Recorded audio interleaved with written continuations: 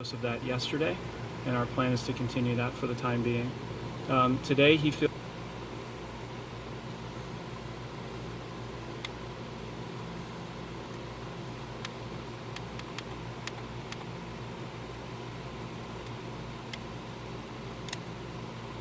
compared to existing science and literature, weighing the risks and benefits of every intervention, its timing, as well as any potential impacts a delay may have. Over the course of his illness, the President has experienced 2 episodes of transient drops in his oxygen saturation. We debated the reasons for this and whether we'd even intervene. It was a determination of the team, based predominantly on the timeline from the initial diagnosis, that we initiate dexamethasone. I'd like to take this opportunity now, given some speculation over the course of the illness, the last couple of days, update you on the course of his own illness. Thursday night into Friday morning when I left the bedside, the President was doing well, with only mild symptoms, and his oxygen was in the high 90s. Late Friday morning when I returned to the bedside, the President had a high fever, and his oxygen saturation was transiently dipping below 94%. Given these 2 developments, I was concerned for possible rapid progression of the illness. I recommended the President we try some supplemental oxygen, see how he'd respond. He was fairly adamant that he didn't need it. He was not short of breath. He was tired, had the fever, and that was about it. And after about a minute, on only 2 liters, his saturation levels were back over 95%. Stayed on that for about an hour, maybe, and it was off and gone. Later that day, by the time the team here was at the bedside, the President had been up out of bed, moving about the residence with only mild symptoms. Despite this, everyone agreed the best course of action was to move to Walter Reed for a more thorough evaluation and monitoring. Now I'd like to invite up Dr. Dooley to discuss the current plan. Thank you, Dr. Conley. Before I begin a brief clinical update on the President's condition, I do want to reiterate my comments from yesterday regarding how proud I am to be a part of this multidisciplinary, multi-institutional team of clinical professionals behind me, and what an honor it is to care for the President here at Walter Reed National Military Medical Center. Regarding his clinical status, the patient continues to improve. He has remained without fever since Friday morning. His vital signs are stable. From a pulmonary standpoint, he remains on room air this morning and is not complaining of shortness of breath or other significant respiratory symptoms. He's ambulating himself, walking around the White House Medical Unit without limitation or disability. Our continued monitoring of his cardiac, liver, and kidney function demonstrates continued normal findings or improving findings.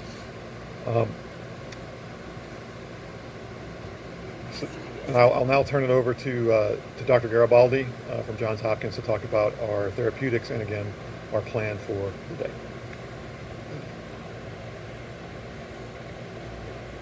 Thank you, Dr. Julian. I just wanted to again reiterate what an honor and a privilege it is to take care of the President, but to be part of such a talented and multidisciplinary team here at Walter Reed. The President yesterday evening completed his 2nd dose of remdesivir.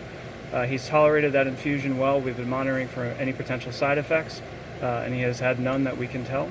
His liver and kidney function have remained normal, and we continue to plan to use a 5-day course of remdesivir.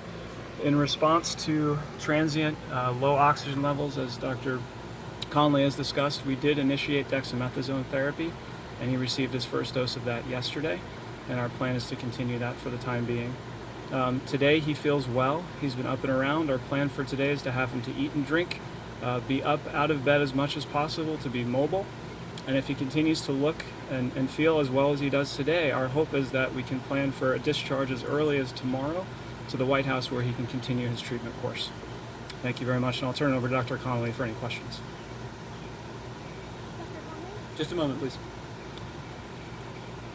The President wanted me to share how proud he is of the group, what an honor it is for him to be receiving his care here at Walter Reed, surrounded by such incredible talent, academic leaders, department chairs, internationally renowned researchers and clinicians, including the support of Dr. Garibaldi from Johns Hopkins. I'd like to reiterate how pleased we all are with the President's recovery And with that, I'll take your question. Dr. Conley, you said that there were 2 instances where he had drops in oxygen. Can you walk us through the second one? And also, I've got a question for the lung specialist afterwards. Sure. Yeah. Yesterday, there was another episode where he dropped down about 93%. He doesn't ever feel short of breath. We watched it, and it returned back up. As I said, we evaluate all of these, and given the timeline where he is in the course of illness, we are trying to maximize everything that we could do for him. And we debated whether we'd even start it, the dexamethasone, and we decided that in this case, the potential benefits early on the course probably outweighed any risks at this time. Did you give him a second round of supplemental oxygen yesterday? I'd have to check with the nursing staff. I don't think that if he did, it was very, very limited. But he's not on oxygen, and the only oxygen that I ordered that we provided was that Friday morning initially. And about what time was that yesterday? Yesterday. What was yesterday? You said the second instance. Second incidence? Oh, it was over the course of the day. Yeah, yesterday morning. Dr. Conley, Dr. what Conley. is the president's current blood oxygen level? That's my first question to you, Dr. Conley. 98%. And what do the X-rays and CT scans show? Are there signs of pneumonia? Are there signs of lung involvement or any damage to the lungs? Yeah, so we're tracking all of that. There's some expected findings, but nothing of any major clinical concern. Then why start him, Dr. Conley, on the expected findings? Dr. Conley, why to ask if his oxygen ever dipped below 90? We don't have any recordings here of that. That's right. on the dexamethasone, Dr. Yeah, what about here? At the White House or here, anything below 90, just to follow up on her question? No, it was below 94%. It wasn't down into the low 80s or anything. No. So, okay, so on the dexamethasone, the steroids, sir, on the lung Yesterday, function? you told us that the president was in great shape, had been in good shape and fever-free for the previous 24 hours. Minutes after your press conference, White House Chief of Staff Mark Meadows told reporters that the president's vitals were very concerning over the past 24 hours. Simple question for the American people. Whose statements about the president's health should we believe? So the chief and I work side by side, and I think his statement was misconstrued. What he meant was that 24 hours ago, when he and I were checking on the president, that there was that momentary episode of the high fever and that temporary drop in the saturation, which prompted us to act expediently to move him up here. Fortunately, that was really a very transient, limited episode. A couple hours later, he was back up, mild again. I'm not going to speculate what that limited episode was about so early in the course, but he's doing well. What are the expected findings on his lungs, and why is the president not wearing a mask in the videos and photos that have been released? Well, the president wears a mask anytime he's around us, and we're all wearing our N95s, full PPE. He's the patient, and when we can, when he'll move out into to public, we move him out and around other people that aren't in full PPE. I assure you, he'll as long as he's still under my care, we'll talk about him wearing a mask. And he's in a negative pressure room? And the room is negative pressure? I'm not going to get into the specifics of his care. And can you answer the questions on the lung function? The lung function question, Dr. Conley? I'm sorry? The lung function question. Can you talk about that and what these expected I would findings? just share that, like every patient, we perform lung spirometry on him, and he's maxing it out. We told him, see what you can do. It's over 2,500 milliliters each time.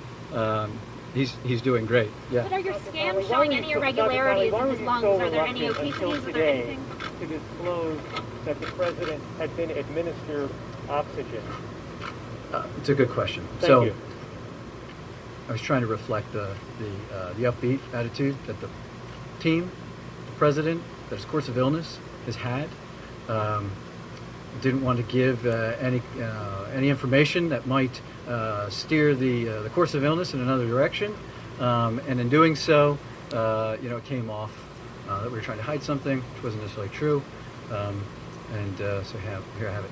He is the fact of the matter is that he's doing really well.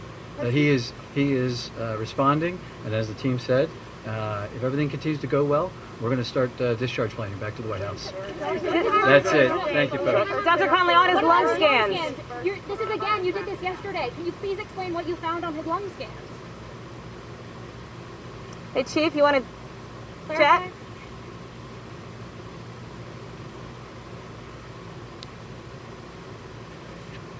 That was a